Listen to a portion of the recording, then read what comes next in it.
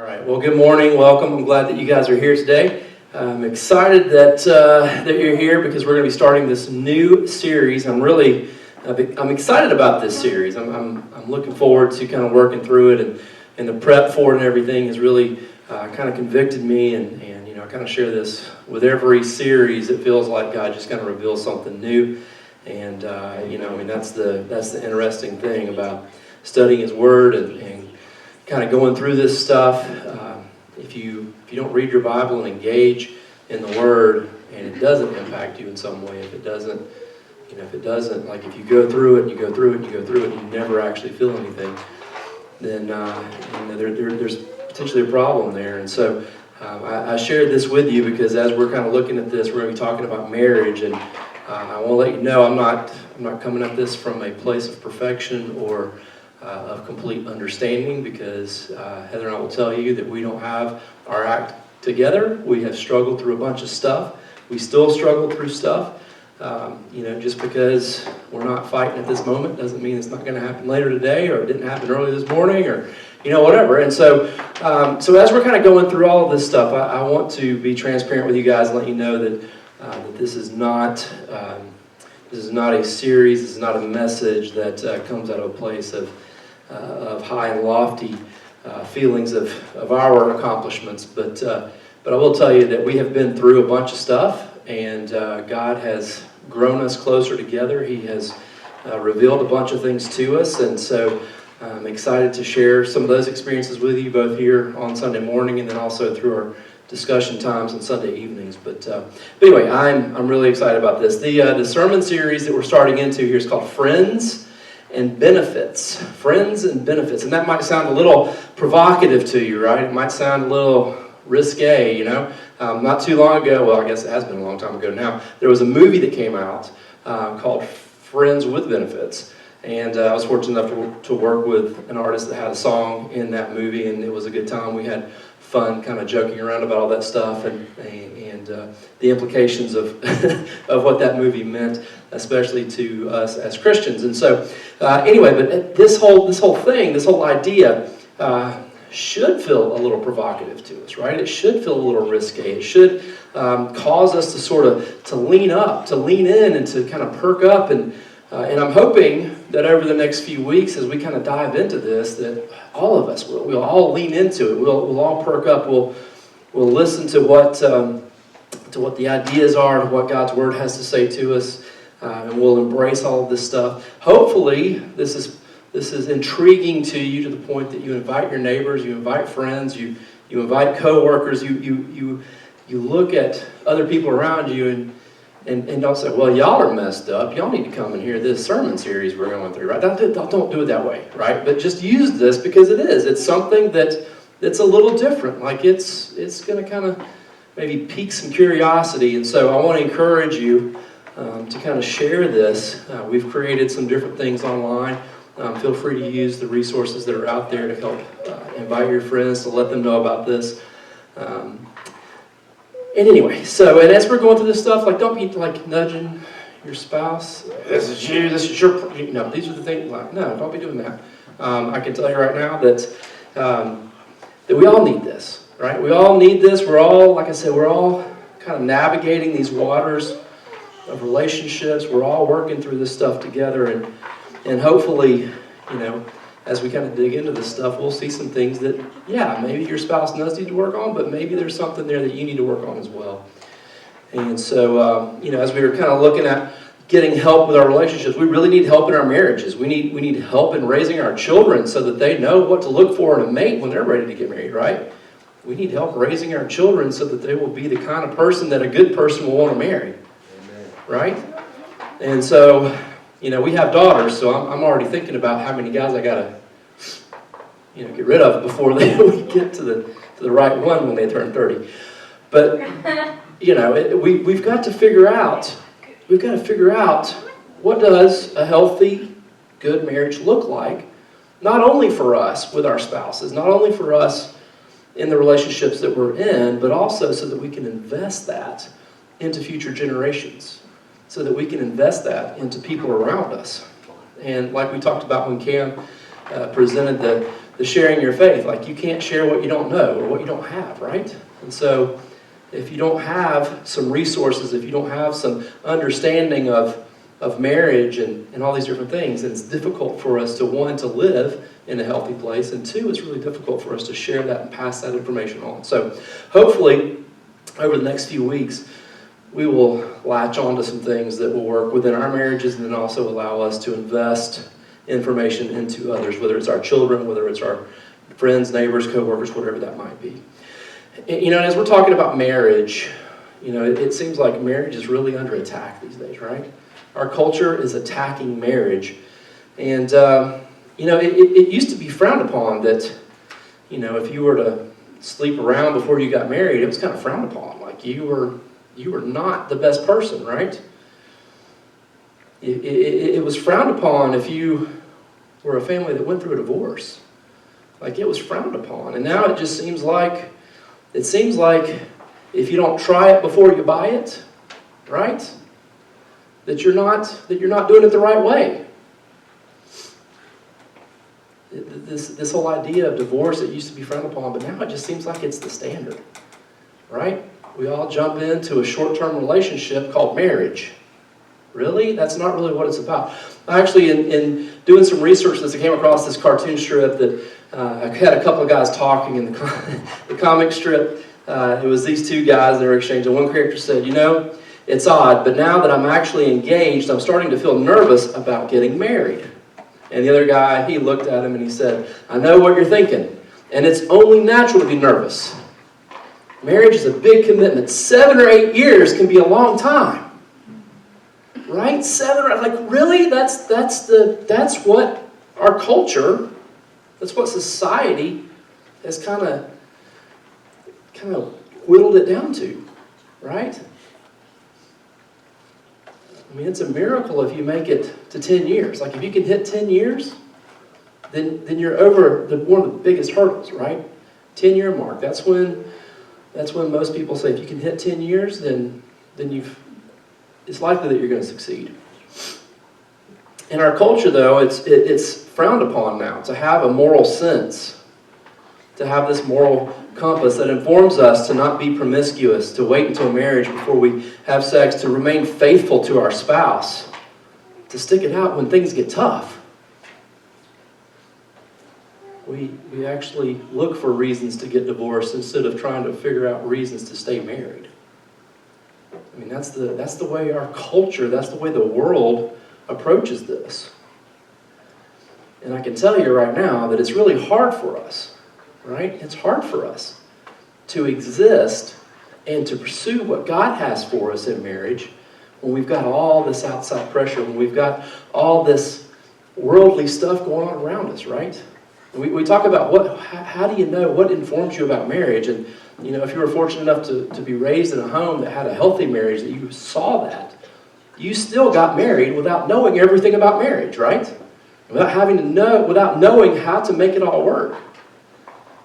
And if you weren't raised in a situation like that, then what guides you? What do you see? Well, we see relationships on TV and in movies. And how many of those promote loyalty and closed marriages? How many of those promote promiscuity? How many of those are based on a marriage falling apart or relationships that are sideways? And what's really interesting as we kind of think about what our culture has to say about relationships and marriage, what we see and what is the reality are very different things. And in fact, most people are hungry for a committed, personal, solid relationship with someone that they can trust. Somebody they can talk to. Someone they know will love them in sickness and in health. Right? We don't want the fair weather fan to be our spouse. Most people, even in our jacked up culture, want to know that they're with somebody who's not going to crawl into bed with them and pass something on that they picked up along the way, right?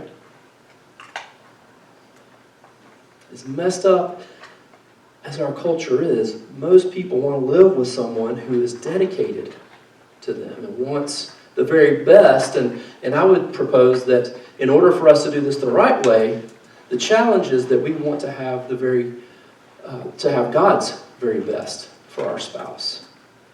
And that our desire is that our spouse is looking for God's very best for us. So most people, even as jacked up as our culture is, they're looking for something different than what they say they're looking for. In reality, they want what God kind of outlines as a marriage relationship. People really actually want to have a relationship with someone they can trust, someone they can depend on, someone that they can share life with, someone who's going to be dedicated to them. John Gottman, and I put this note on here for you, this guy. He's a psychologist and a researcher who spent over 40 years studying relationships, and he found that, and this is so interesting to me, he found that 70% of both men and women want their spouse to be their nearest and dearest friend.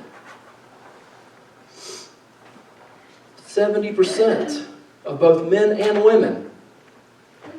And that's not like Christian research. That is people research. That is people in general. 70% want their spouse to be a good friend. And think back to when you were younger. Maybe you dreamed about a family. Maybe you dreamed about that life that you wanted to have as you got older. You know, you were thinking about your perfect spouse. You know, you had this vision of the perfect little house. Maybe you had a fenced yard, right? Maybe there are a couple of perfect little angel children that you had, because we all know that children are perfect angels, right? We grow up and we learn. But you had this dream of what the perfect home life would be. Maybe your dream included a bunny. Maybe not. Maybe it included a cat or a dog. Multiple bunnies. Because when bunnies get together, they multiply, right? I mean, anyway. Speaking of marriages, so let me just tell you, you had this dream, right? You had this vision of what your life would look like, what marriage would look like. And I want to encourage you that God has a similar vision for marriage. And He created us to live in relationship, to have a helpmate in life, to have children, whether they're biological or adopted or fostered or whatever that is, or maybe it's just a neighbor kid that we speak into, that we have young people, that we have these relationships so that we experience joy in life. And let's be honest, none of us, when we were younger, started daydreaming about our marriage and said, okay, I really want to be married for about 7 or 8 years, and I want to get divorced, and I want to start all over, because I know about this thing that's coming called Match, or Tinder, or whatever, you name it, right? None of us thought about that. None of us dreamt of the marriage that would be draining, that would be difficult. None of us dreamt of an empty marriage. None of us wanted to have that relationship that we were committed to for a short period of time, just to go to the next and then to go to the next. And our dream was not like that. We dream about a lifelong partner who stands with us in thick and thin, that person who's dedicated to us and that we're dedicated to them. I don't know about you guys, but I don't want to go through the retraining process, right? She's worked really hard to train me, and I don't want to have to go through that again because it was painful and heartbreaking, and some of the wounds are still open because I was just that hard-headed. We don't dream of our marriage relationship being tumultuous. We dream of it being perfect, right? So now the question is, how do we get back to that? How do we make that dream a little more like our reality? How do we have success in marriage? And now I know we're talking about marriage, and we're going to spend a lot of time actually focused on marriage relationships because I feel like we've already talked about our marriages are under attack. Satan sees that as if he can tear down the marriage because you know what? The bride and the groom kind of represent the relationship that we have with Jesus, right? And so if he can tear this one down, he thinks maybe he can tear the other one down. And if we're supposed to be an example of what Christ and the church looks like, if our marriages are supposed to look like that, and he destroys them, then what does the world have to look to? What hope do they have? What encouragement do they have? So we need to know that our marriages are under attack. But while we're talking a lot about marriages, the things that we're going to talk about will actually overflow into the rest of our lives and into the rest of the relationships that we have with other people. And fortunately, as we kind of look into this and we say, okay, well, 70% of both men and women want their spouse to be their nearest and dearest friend, and we want to have these strong relationships, and we want to have these great marriages, and we're all just kind of like, well, how do we do that? Fortunately, God has given us some insights. He's given us some pointers on how to have successful marriages, to have successful relationships. And now some of you might be in a good place, and that's great. But I want to tell you, like I said before, you can be in a great place today, and then tomorrow something comes along, and it turns you upside down. And it may turn you personally upside down, but that's going to ripple into your family life. That's going to ripple into your marriages. That's going to ripple out into your other relationships. It's all sunny today, but there's rain in the forecast, right? It's always coming. There's always something coming. We just need to be prepared for the trouble so when it shows up, it doesn't destroy us. And so as we kind of look at this and we're thinking about this, the first thing that we need to really realize in order to move towards a successful marriage is that God has actually ordained marriage. God ordained it. He called it into being. He created it. It's been part of His plan since creation. God put a man and a woman together from the start. It's part of how He wants us to engage each other. It's how He wants us to engage with Him is through relationship with each other. And we're going to see some examples here over this text today and the weeks coming of God's plan, how He's ordained marriage and how He's outlined it for us. And today we're going to kind of focus on Genesis 2:18 through 25, and we're not going to plow through all of it, but I will give you a few of these verses here on the screen, but I've written down in your notes, you have the full passage, so I encourage you to kind of read that and get a good understanding of this. But 2:18 in Genesis says, "Then the Lord God said, 'It is not good for the man to be alone. I will make a helper corresponding to him.'" Now, I want us to kind of think about that word corresponding to him, right? That's kind of, this translation's a little bit so corresponding. So really, it's suitable or fit, right? God says, "I will make a helper who is suitable for him. I will make a helper who is fit for him." Someone who is going to stand with us, who is like the little spoon to your big spoon, right? You're going to fit together. See what I did there? That was not funny. But God, He said it's not good for man to be alone, and so I'm going to create someone who comes alongside him and is suitable, who's just right, who's perfect for him. And our modern day translation would be, "You complete me." Right? Jerry Maguire, is that what it's from? "You complete me. You had me at hello." Right? You complete me. You make me the man I want to be. All kind of movie references we could go to here. But our modern translation is "You complete me." So God says, "I want to create for you the person who's going to complete you, who's going to fit right with you, who's going to correspond, who's going to be suitable for you."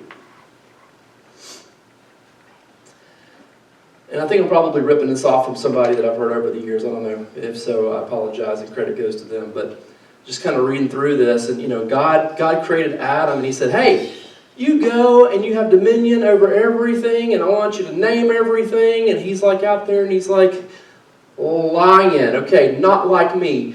Monkey, close, but not like me. Bear, not like me." He goes through all of creation. It's like, not like me.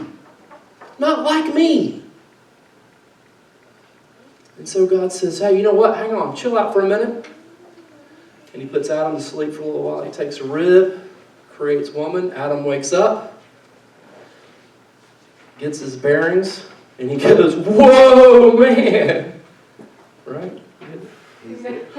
Woman, like me. You chorus, you look like me. You look like me. You fit with me. God knew that it wasn't okay for Adam to be alone, and he created Eve, and they fit together. They were suitable for each other. So God's plan from the start was to have us come together. Continuing on in Genesis 2 there, and the man said, this one at last is bone of my bone and flesh of my flesh. And this one we called woman, for she was taken from me. This is why a man leaves his father and mother and bonds with his wife, and they become one flesh. And they both, the man and his wife, were naked and felt no shame. Now, did you catch that last part? I forgot to put the thing on the screen for you. I just read it. Did you catch the last part? There was no shame. There was no shame. Nothing was hidden between them. God created them and they were perfect together. Nothing was hidden. They were one flesh. They were united. They were friends. And as we kind of can see as life progresses, not only were they friends, but they had some benefits of that friendship. And the benefits would be amazing. And God tells them, He tells them how great things are and tells them to go multiply. He encourages them to have a relationship with each other. He encourages them to be united in one flesh. And the same is true for each of us. When we get into dating relationships, we learn stuff about each other. The friendship grows and that leads to love, but after we get married, we lose sight of that friendship. We get busy with life. Work happens, right? We go and multiply, and we have children. And Lord help us, we have children. We have all those obligations of dealing with our kids and trying to raise them right and to shuttle them out and back to their different obligations that they have and to take care of dinner and to clean the house and to do this and to do that. And just life pulls us in a million different directions, and it's sometimes very difficult then for us as husband and wife to maintain our friendship, right? There's a lot of times with Heather and I where it's just I feel like we're kind of high-fiving each other in the dark and, tag, you're in, I'm out, that kind of thing. I mean, that's just kind of how life is. That's what we've become. Now, while I do believe that there's great balance and we're suitable for each other and we're fit for each other, we have to be intentional about maintaining friendship. Men and women are made for each other. And we're made in God's image. God the Father, God the Son, God the Holy Spirit. He exists in relationship. We are created to exist in relationship. We're created to exist with friendship at the core of our marriage relationship. And it all starts with that friendship. And the most important friendship that we have to have, and the first friendship that we have to have, is with Jesus, right? If we don't have that relationship with Jesus, if we don't have this part right, if we don't have the vertical relationship, if we don't have that salvation relationship, if we don't have that transformative relationship with Jesus in our lives, then it will be impossible for us to have a strong friendship with our spouse. It's impossible for us to have a strong relationship with our children. It's impossible for us to have strong relationships outside of our marriages, to have healthy and right relationships outside of our marriages. So it all starts with a strong friendship with Jesus. And once we have that relationship with Him, then He allows us the ability, He gives us the ability to have a strong friendship and strong relationship with our spouse. He transforms us from being hard-hearted to soft-hearted. He takes us from being selfish to self-sacrificing. And you'll notice on our title slide and everything that we have for this, we note Song of Songs, or for those of you who are used to the earlier version, Song of Solomon. We're focusing on Song of Songs 5:16, which reads, "His mouth is sweetness. He is absolutely desirable. This is my love, and this is my friend." Some translations say, "This is my lover and my friend."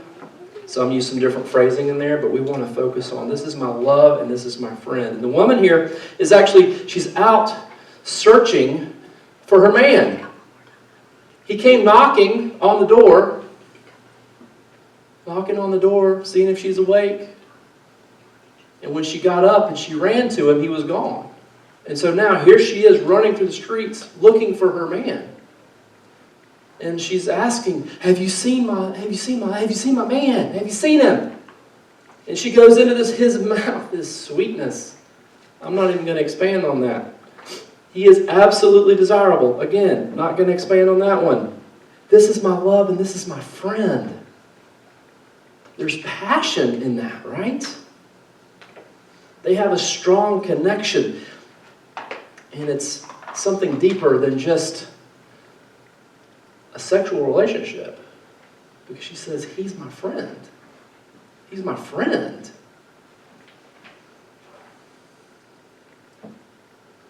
We need to know that success in marriage requires us to be friends. It requires us to be friends. Friendship is foundational for our marriages. If we expect to experience success in marriage, then we need to be intentional about keeping our friendship intact. Friends and benefits. In the video it says, but friendship, what does it say, remains or something like that at the close, but friendship is the core to it all, right? If we don't have the friendship piece, then we can forget the rest of it, right? Oh, we got the chemistry. Chemistry projects eventually end, right? Because if you work with chemistry only, then the biology gets all screwy, right? The experiment will be over, and then there you'll be. Well, what happened to your chemistry? Well, the Bunsen burner went out, right? We can't just live off the chemistry element, right? There's a spark that may intrigue us, that may get the conversation going, but what really drives us into a deep relationship is the friendship. It's that connection. It's that thing that's beyond those butterflies in your stomach. It's the thing that goes beyond the goosebumps, right? It's that moment when you move from stalking her at the escalator to actually going out to dinner and having a conversation, right? It's different.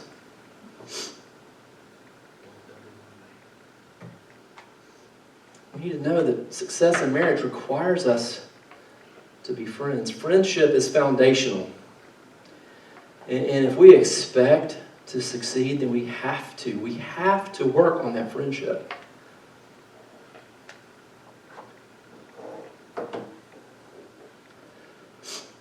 Friendship. The key to friendship is actually being friendly. Say it again. I think there was an amen back there. The key to friendship is actually being friendly. Oh, glory. Right? Oh, glory. Now, you can't be a sourpuss 24/7 and expect to have a healthy friendship, right?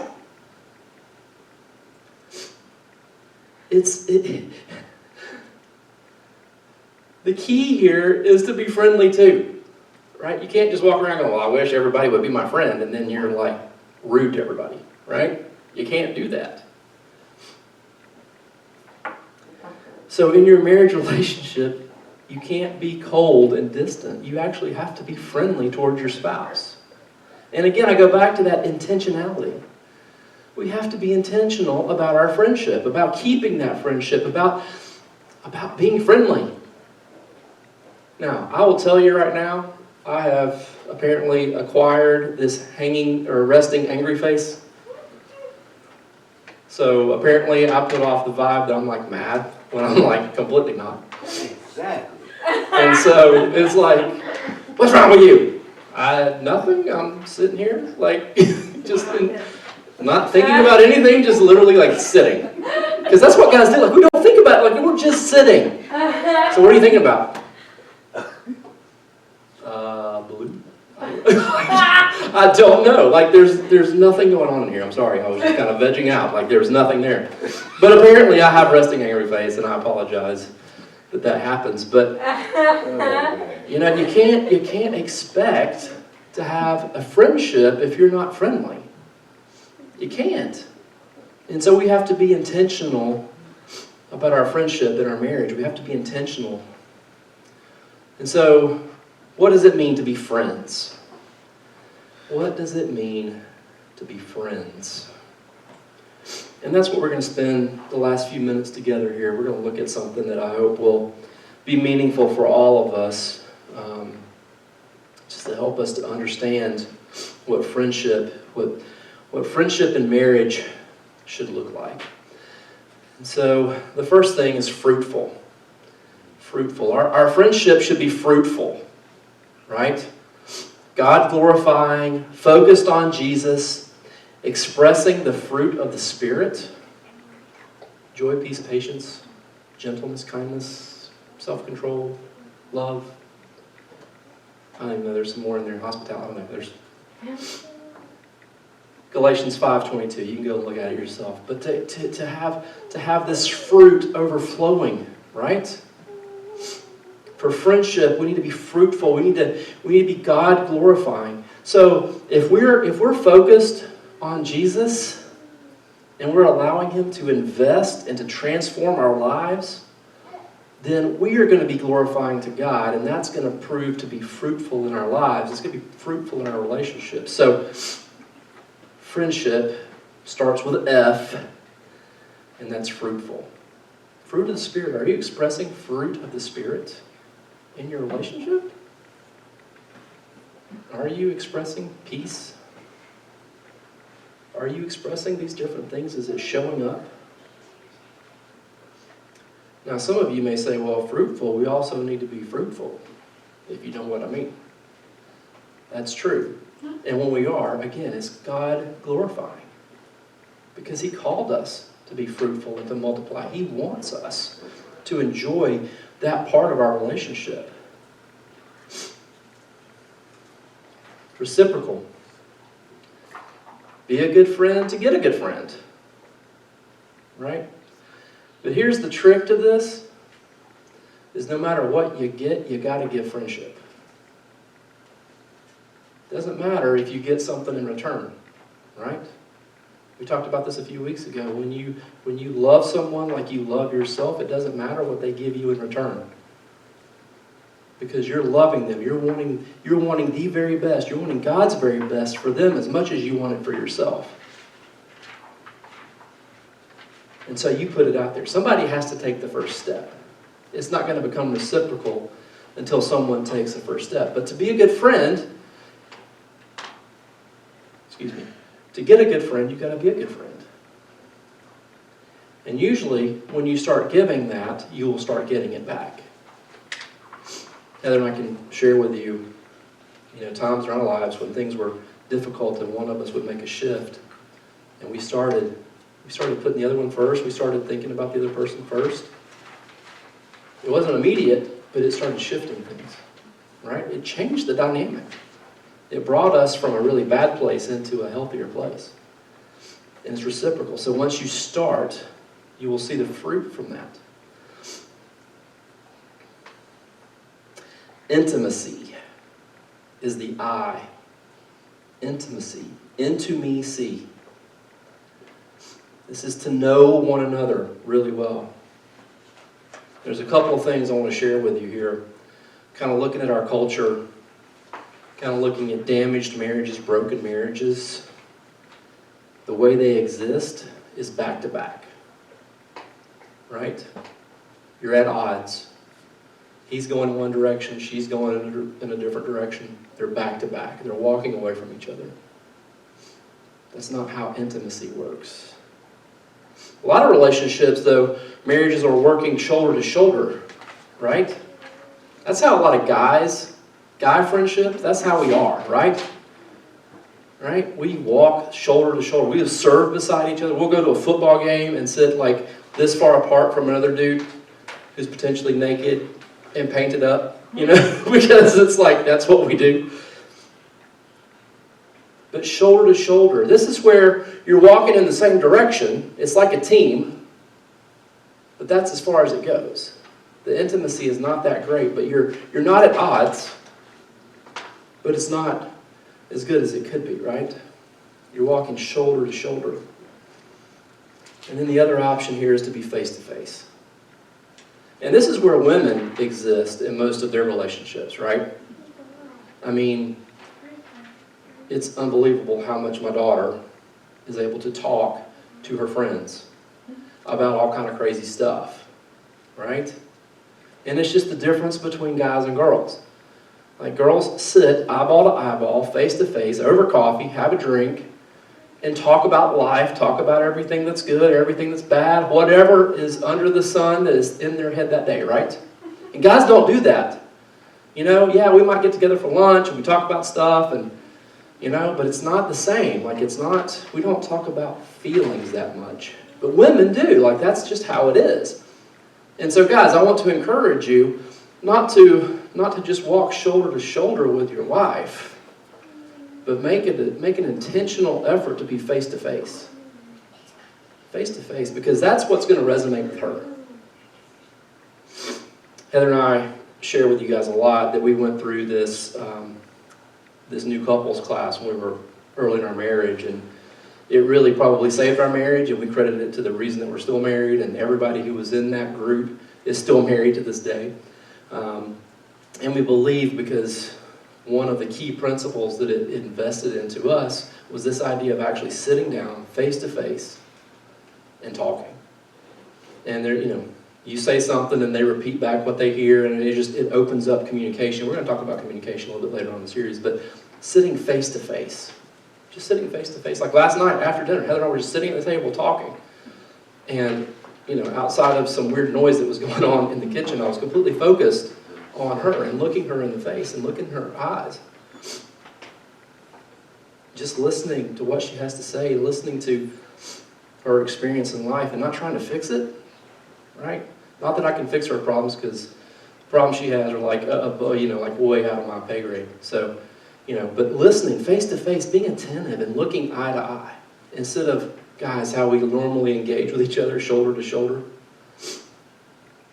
But that's when we have intimacy, is when we're sitting face to face. When we're looking at each other, we're engaged with each other. That builds our relationship, that builds our friendship. I want to give you another little tidbit here. We commonly, as people, all right, we deal in things, in facts, opinions, and feelings, right? And so when we're sitting face to face and we're talking, right, we talk about the facts. Well, this is what happened. This is when it happened. This is where it happened, right? These are the things. These are the situations. These are the facts of the story. And when you're engaging, you know what? You just say, well, what's your verdict after that? Like, all this stuff went down, but what's your opinion about it? And then there's that engagement. And then you ask that question of, well, how does that make you feel? Right? How does it make you feel? It makes me feel angry. It makes me feel left out. It makes me feel hurt, ignored. It makes me feel happy. It makes me feel great. It makes me feel loved. How do you feel? See, when we engage face to face and we actually go a little bit deeper than so how was your day today? Oh, it was fine. How about you? Well, that was good. How are the kids? They were fine. They didn't fight too much. When we move beyond that, and we sit face to face and we actually engage in that conversation, we get that closeness. We get to see into each other. Right? You get to see into how the things that happen in life, how you feel about it, what your judgment is on it. So in order for us to experience real friendship, we need to have a fruitful relationship. We need to be reciprocal in our friendship. We need to have intimacy. And I want to caution us here real quick, because there is such a thing, and I've been talking about this a good bit with some folks here recently. And I say recently, the last couple of years, but there is such a thing as emotional adultery. right? Emotional adultery. So if you're having marital issues at home, don't go talk to somebody of the opposite sex at work or in your neighborhood or anywhere else about it. Because what happens is when you're sitting face to face and you're sharing these feelings and you're sharing these opinions, there's an emotional bond that takes place. And you start getting some of this intimacy. And yeah, you may not be sleeping together, but there's an emotional tear from your spouse. And that will do as much damage to your marriage as anything else. So I want to encourage you to not step into, accidentally slip and fall into an emotional adulterous relationship, because it'll tear you apart. And it's easier to do than you might think. Share that emotional conversation, that connection with just your spouse. Make it exclusive. Enjoyable. Enjoyable. Enjoy life together. Have fun. Make memories. Now, I will tell you that I have struggled in this area. I used to be really creative about coming up with fun stuff to do, and then I got tired. I don't even know what happened. I just kind of suck at this part of life now. But enjoy life together. Make memories. So many times Heather just wants me to make a plan, right? Now, I do have analysis paralysis, because I'll look at it and go, man, this would be so much fun to do, but this is going to cost this much money, and then she's going to be mad because we spent money. But wait, it's so much fun to do, but now I don't think she's really going to like that, and then that's just a waste of time, and whatever. But there's all this, I mean, we've got so many things we can do, right? So many great restaurants, we love to eat, as you can tell. But to look out there and go, what? Let me just make a plan.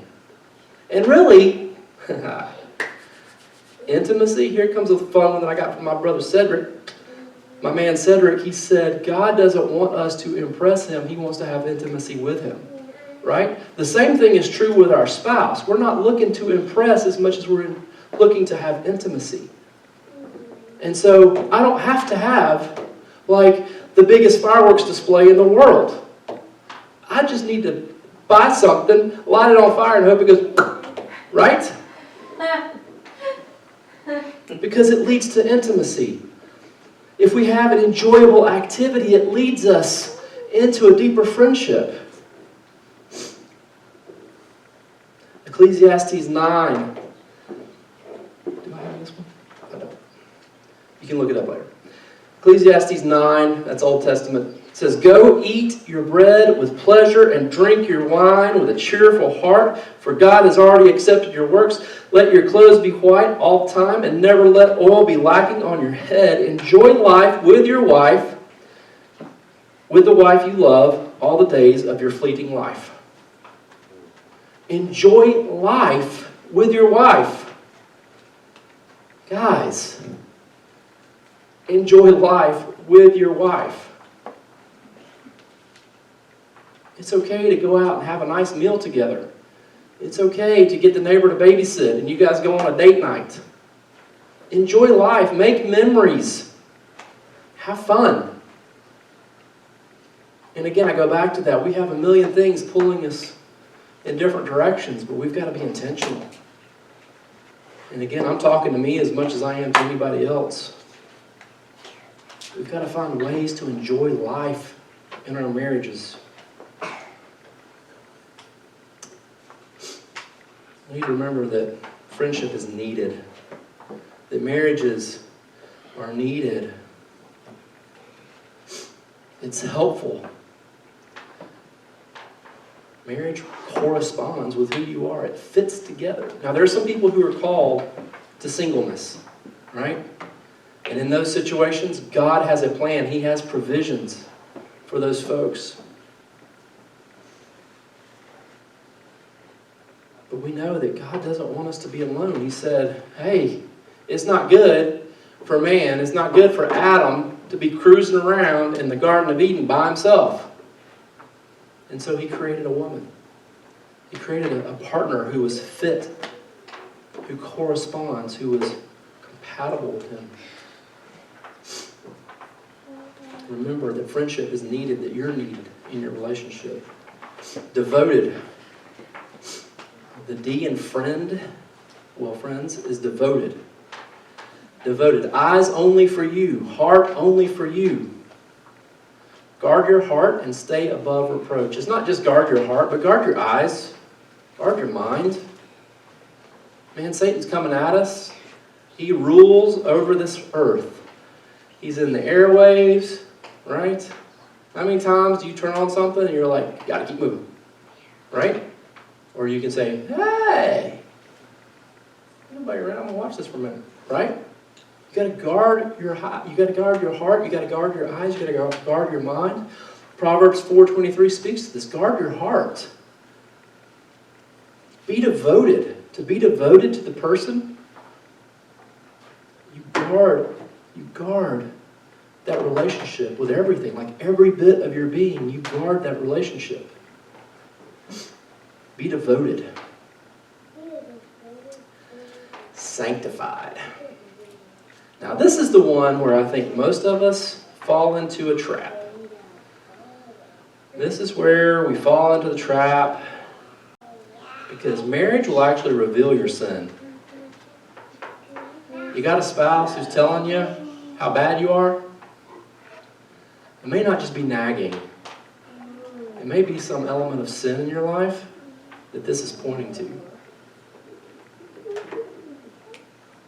Sanctified. Sin is revealed and you confess and repent and you ask for forgiveness.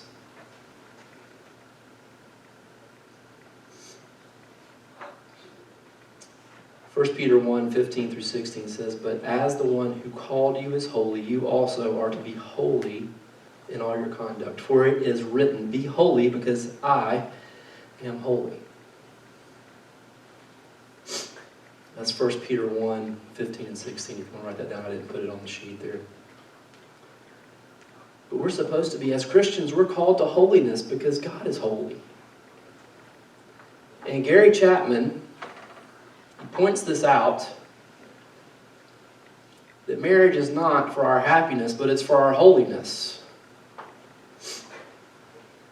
Part of our marriage relationship is to help us to become holy. We are fit together. We correspond together. And it's to push us towards Christ-likeness. In our marriage relationship, we get to see our shortcomings, right? And we all have them. We all have our flaws. We all have this thing. But here's the thing, is that as we're in relationship with Christ and we're being transformed and we're growing, the same is going to be true in our marriage relationship. We're going to be growing in that. And so as we have these things come up, this resting angry face, right? Why do I have that? Well, there's something in my life that's not in line. So what is it? And then it's a matter of just seeking God and asking Him to reveal that to me. Have my wife reveal something to me. God forbid have my kid reveal something to me, because that happens. That feels not awesome. But this process of sanctification comes in our marriage. It comes through our friendship with our spouse. Like Gary says, marriage isn't for our happiness, it's for our holiness. And the fun thing is that holiness actually leads to happiness. Holiness actually leads to happiness. It leads to contentment. The more Christ-like we become, the more contentment we're going to experience in our lives. So yes, marriage is hard. Marriage is difficult. It is one of the hardest things that you will do outside of having a child. And then the two combined together is easily a recipe for destruction if you're not intentional. And so my encouragement to us today is to remember that it starts with this friendship with our spouse. It starts with a friendship with our spouse. And we've got to be intentional about maintaining that friendship. If we want to have a successful, happy marriage, it's about having a strong relationship, a strong friendship with our spouses. It's when when we're holy in our lifestyle, when we're holy in our relationship with God, when we're holy in our relationship with our spouse, then we're made whole. We're completed. And all of it works together. All of it works for God's honor and for His glory. Because He's put all this stuff together. He's outlined the process for us. He's given us the directions. He's given us the how-to of it all. We just got to process through it and intentionally, actively seek it out. Let's pray.